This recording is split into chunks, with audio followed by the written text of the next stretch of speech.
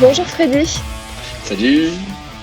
je suis ravie de te retrouver un mois après ta venue sur le pôle mécanique pour le tournage de la pub Bridgestone au guidon de ta Feber.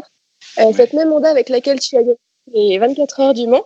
c'est ça. D'abord, bravo à toute l'équipe. Quelle course! C'est assez rare, une telle domination.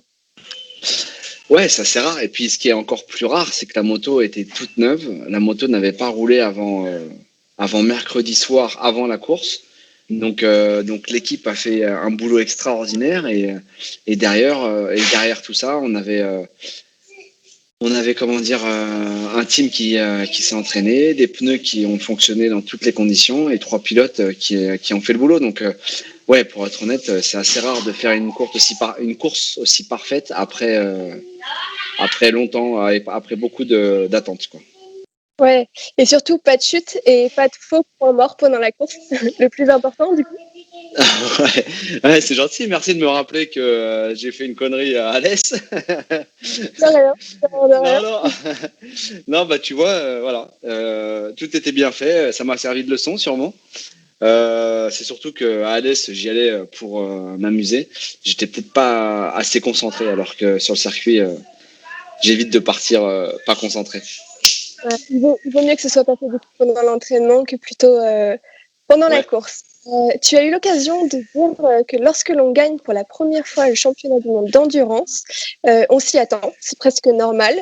Mais la deuxième, c'est plus complexe, c'est plus compliqué de gérer la pression et l'attente des gens.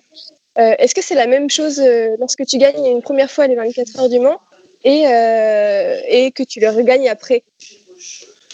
alors, oui et non, en fait, une course de 24 heures, ce qu'il faut se dire, c'est que dans tous les cas, on sait très bien quand est-ce qu'on les gagne, mais on sait très bien qu'on peut attendre des années pour en gagner une autre. C'est ce qui s'est passé parce que j'avais gagné les premiers 24 heures du Mans en 2012 et quand je les ai gagnés les autres, c'était en 2018. Donc j'ai attendu 6 ans. Et dans ces 6 ans, on était enfin, il y a des moments où on était très près de les gagner une nouvelle fois et on les a pas gagnés. Donc le fait de regagner, tu te dis bon bah déjà, je suis pas resté 6 ans à travailler comme un taré pour rien. Et ensuite, en fait, à partir d'une course de 24 heures, à chaque fois que tu la gagnes, enfin moi, mon réflexe, c'est de me dire, c'est génial, profites-en parce que tu sais pas quand est-ce que tu vas gagner la prochaine. C'est pas quelque chose qui se contrôle comme une course de vitesse qui dure 40 minutes où si on est les plus forts, on gagne. En endurance, il y a tellement de comment dire, de choses qui rentrent en cause que il y a des moments, même si t'es la meilleure moto, le meilleur équipage, les meilleurs pneus, il y a des moments, il y a un mec qui va casser le moteur devant toi et tu vas tomber. Et voilà. Donc non, ouais, c'est ça. C'est que maintenant, avec l'expérience, c'est que je profite des victoires, chaque victoire que je peux avoir. Et c'est pas plus dur parce qu'en fait, ça reste une course. Sur le moment, ça reste une course comme les autres. Tu vois. C'est vraiment à la fin que tu te rends compte que tu as gagné 24 heures du Mans ou le bol d'or. D'accord, ok. Pour revenir un peu plus sur le vif du sujet, qui est du coup les 24 heures du Mans, on vous a vu en tête de la course quasiment du début jusqu'à la fin.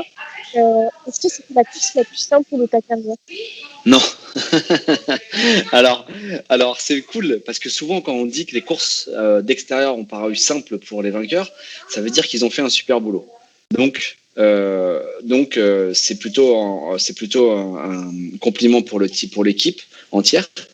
Après, ce qu'il faut se dire, c'est que c'était des conditions qui étaient difficiles à gérer.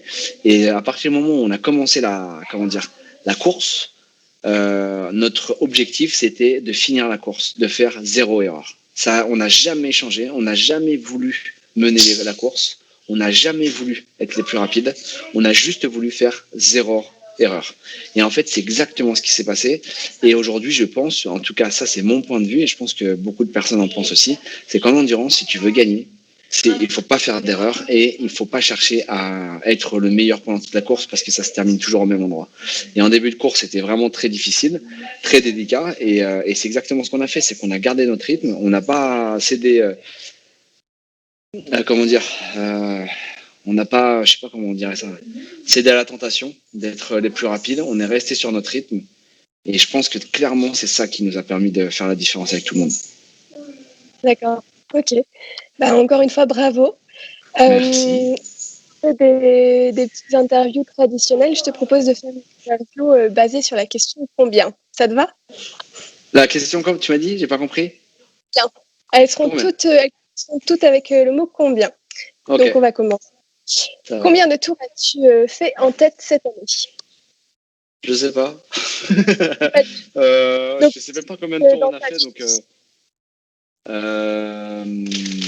je sais même pas combien de tours on a fait en tout. Je vais dire. Alors un peu attends, plus vite. Attends, je me... je compte. On a dû en faire 900 tours, 800 ou 900 tours. De toute façon, c'est simple. Attends, on fait 35 tours. 35 tours, 10, 350, 700, 700. Allez, on va dire 230 tours en tête. Ouais, c'est pas mal. Ouais, c'est pas mal. Ouais. Mais tu sais, comme je dis toujours, hein, faire 230 tours en tête et de pas gagner la course à la fin, ça sert à rien. Je préfère faire 3 tours en tête et gagner la course. C'est vrai, c'est vrai. Combien de fois avez-vous eu peur de perdre la course? Bah, je pense que dès le départ, quand on s'est retrouvé avec 2 ou 3 tours d'avance, on s'est dit, ouais, c'est bien parti, il faut pas faire d'erreur. Je pense que les 2-3 dernières heures, ça a été plus dur parce qu'on avait la course quasiment gagnée. Et là, il fallait prier pour que tout se passe bien, la moto aille bien et tout ça. Donc, je pense que je pense toutes les 3 minutes, les 3 dernières heures de la course. Donc, ça D'accord. fait pas mal. Ça fait pas mal. Dans ta carrière, combien de coéquipiers as-tu en endurance? 2, 3, 4, 5, 6, 7, Ça commence. 8, 9. Allez, je vais dire 10 ou 11. Ah non, D'accord, mais une attends, bonne. mais non, mais je dis ça dans les teams officiels. Mais avant, j'étais au junior team, donc il y a eu mon frère, il y a eu ouais, une quinzaine, je pense. D'accord, ok. Ouais, pas mal de monde du coup. Et combien de personnes constituent un team moto sur une endurance? Alors, il y a une question qui est hyper importante. Pendant le Covid ou pas pendant le Covid? C'est vrai. Les deux axes, hors Covid et pendant le Covid. Alors, hors Covid, normalement, c'est une trentaine de personnes, mais vraiment, c'est tout compris. Donc, ça veut dire que c'est les pilotes, c'est les accompagnateurs des pilotes, c'est les cuisiniers, c'est les ostéo-kinés, et après le team entier. Et là, je pense qu'on était une dizaine on était 20, je pense, D'accord. à Ouais, peu près. On n'était pas beaucoup moins, c'était surtout pour nous, ce qui était difficile, c'est qu'il y avait plein de Japonais qui pouvaient pas venir. C'était ça le plus dur. d'accord. Combien de nationalités dans l'équipe pilote compris? 4. Je le Quatre. sais parce qu'elles sont sur mon casque. Eh, excuse-moi, Ah, 5. 5. ah, Attends, bouge pas. Ah bah non, je l'ai pas. Je pensais que je l'avais, je l'ai pas. Belge, espagnol, australien, français.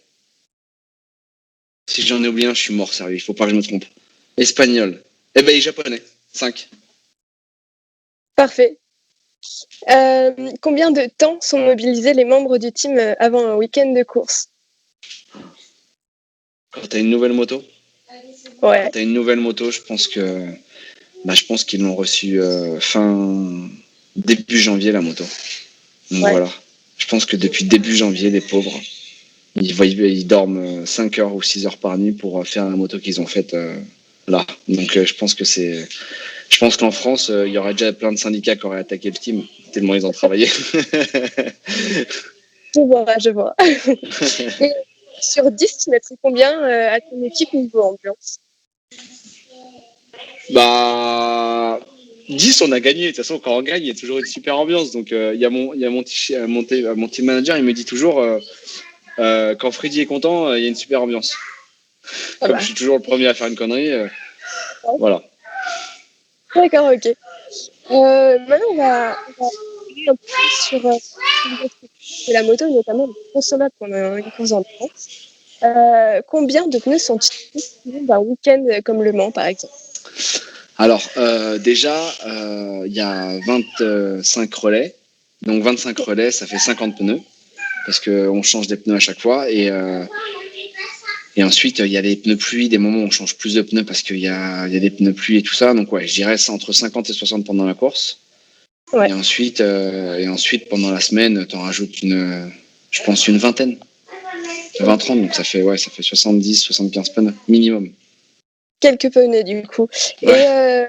Et niveau litre d'essence utilisé, est-ce que tu sais? Pendant la course? On va rester dans la course, ouais. Bah, pendant la course, tu fais 24 litres x 25.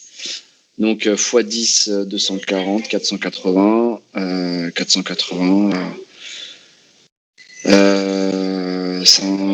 620.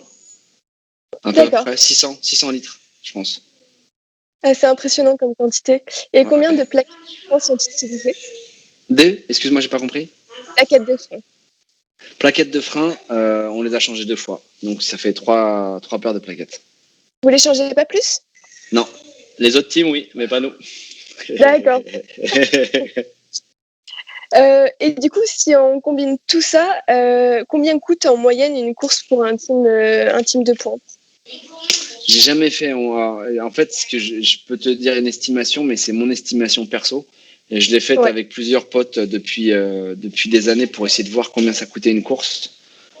C'est super difficile à quantifier parce que si tu comptes les déplacements, les Japonais, forcément, il faut qu'ils envoient le matériel en France et tout ça. Donc franchement, c'est vraiment très très difficile à quantifier, mais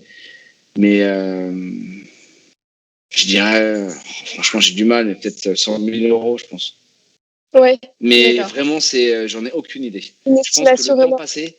le temps passé, sachant qu'on n'a pas fait de test, donc normalement les tests, ça coûte beaucoup d'argent, beaucoup de déplacements.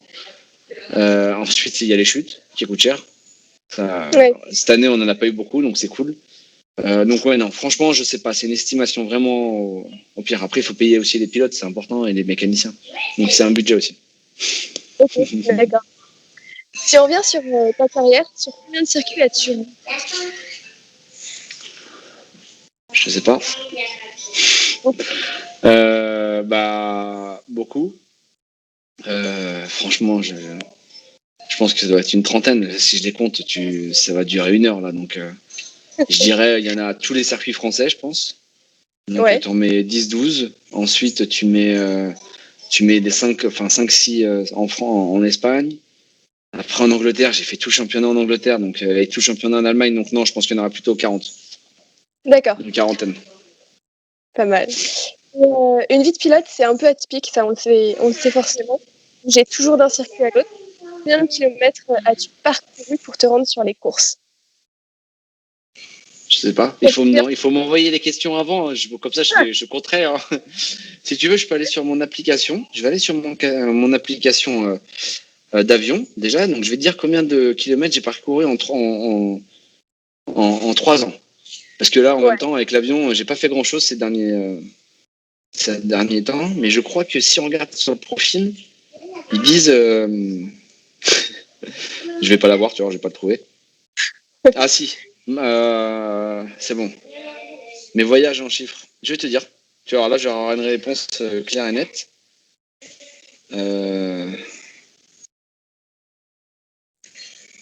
Bah non, je te le dirai pas. Ça, je sais pas. Ça va prendre trop de temps. Désolé. Mais je ouais. crois que Mais j'avais fait 3 fois le tour du monde, je crois. ah ouais, Non, c'est pas non, non, mal. plus. Non, non, plus. Parce que de toute façon, les allers-retours au Japon, ça fait 10 000 kilomètres. Donc non, non, largement plus. C'est dommage. J'aurais bien voulu trouver parce que c'était super marrant en fait. Attends, Si tu attends. nous faire un message, on complétera cette Voilà, c'est ça, information. ouais, c'est ça. Euh, Entre le moment où tu as commencé la moto et ta première victoire, combien de temps Ouais. as-tu attendu? Ah, attends, je reviens à la première question, j'ai trouvé la Vas-y. question. Alors j'ai passé 18 jours dans un avion en Ouais. 2 ans et demi et j'ai fait 303 793 km en avion. En avion, hein. Donc ça veut dire que je compte pas tous les voyages en voiture. Ouais. Voilà. Ça fait tout le tour du monde, en effet. Et Donc, du coup, ma première victoire. ouais. C'était en super stock avec le junior team en 2006 et j'ai commencé la moto en 2001 ou 2000. On ne sait jamais, je me trompe à chaque fois. Donc 5 ou 6 ans. D'accord. Et du coup, euh, Maintenant, c'était ta 24 heures du Mans Moto, la prochaine victoire, tu penses attendre combien de temps? Je suis pas sûr d'avoir. J'ai le micro, j'ai pas compris. Tu peux me le redire? J'ai pas compris ce que tu m'as dit. Entre ta victoire des 24 heures du Mans Moto et la prochaine victoire, tu penses attendre combien de temps? 2 semaines? La prochaine, elle est dans 2 semaines, donc j'espère clairement. De toute façon, si on veut récupérer le titre de champion du monde, il faut qu'on gagne absolument. Donc, Pas le choix. il faut espérer de gagner. Voilà, on va gagner, on va essayer, puis après, on verra si les autres font des erreurs ou pas. D'accord. Eh ben, merci de nous avoir consacré un peu de temps et puis on espère que tu gagneras aussi, enfin, que le team gagnera la prochaine course. Et puis au plaisir de te revoir sur le pôle mécanique à la Ça semaine. va. Ah ben, un gros plaisir. Merci encore à l'accueil du pôle à chaque fois, et puis à bientôt alors. À bientôt. Ciao.